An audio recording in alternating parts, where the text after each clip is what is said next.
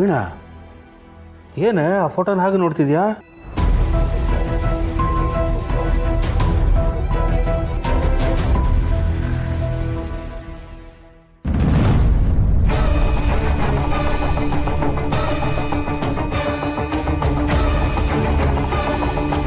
ಇದೆಲ್ಲ ಸಿಕ್ತು ನಿನಗೆ?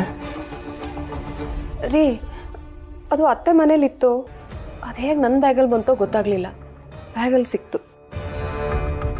ರೀ, ನಿಮಗೆ ವಿಷಯ ಗೊತ್ತಾಯ್ತಾ? ಏನು ವಿಷಯ? ಅದೇ ಈ ಫೋಟೋದಲ್ಲಿದ್ದಾರಲ್ಲ, ಇವರು ಅತ್ತೆ ಕ್ಲೋಸ್ ಫ್ರೆಂಡು. ಇವ್ರು ತೀರ್ಕೊಂಡ್ಬಿಟ್ರು ರೀ.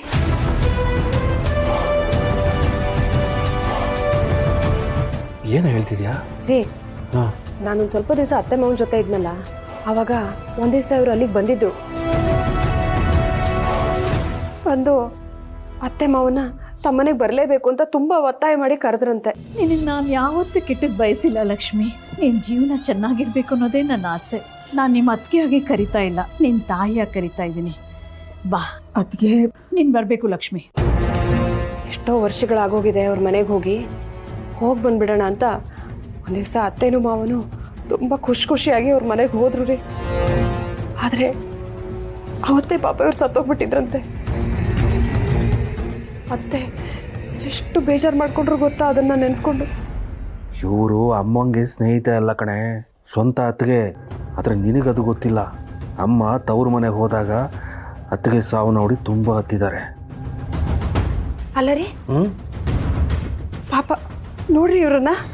ಇವ್ರಿಗೇನು ಸಾಯೋ ವಯಸ್ಸ? ಪಾಪ ಏನೇನು ಆಸೆಗಳಿದ್ವೋ ಏನೋ ಇವ್ರಿಗೆ. ಇವ್ರಿಗೊಬ್ಬ ಮಗ ಇದ್ದಾನಂತೆ. ಮಗನ ಮದುವೆ ನೋಡಬೇಕು ಅಂತೆಲ್ಲ ಆಸೆ ಇಟ್ಕೊಳ್ಳೋದಿಲ್ವೇನ್ರಿ? ದೇವರು ತುಂಬ ಅನ್ಯಾಯ ಮಾಡಿಬಿಟ್ಟ ಇವ್ರಿಗೆ.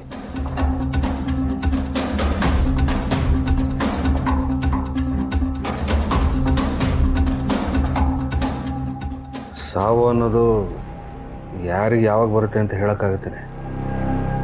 ಯಾರೋ ಮಾಡಿದ ತಪ್ಪಿಗೆ ನಾವು ಬಲಿಪಶು ಆಗ್ಬಿಡ್ತೀವಿ ಅಷ್ಟೇ. ಏನ್ರಿ ಹಾಗಂದ್ರೆ?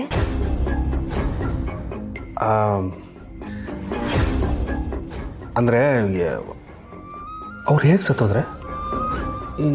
ಏನಾಗಿತ್ತಂತ ಅವ್ರಿಗೆ? ಅದೇನೋ ಮನೆಯಲ್ಲಿ ಮೆಟ್ಲಿಂದ ಜಾರ್ ಬಿದ್ದು ಸತ್ತೋದ್ರು ಅಂತ ಮನೆಯವರೆಲ್ಲ ಹೇಳಿದ್ರಂತೆ. ಅಲ್ಲ ರೀ, ಹಂಗೆ ಜಾರ್ ಬೀಳೋವಾಗ ಒಂದು ಸ್ವಲ್ಪನಾದ್ರೂ ಕಿರ್ಚ್ಕೊಳ್ಳೋದಿಲ್ವಾ? ಏನು ಗ್ರಾಚಾರನೋ ಏನೋ.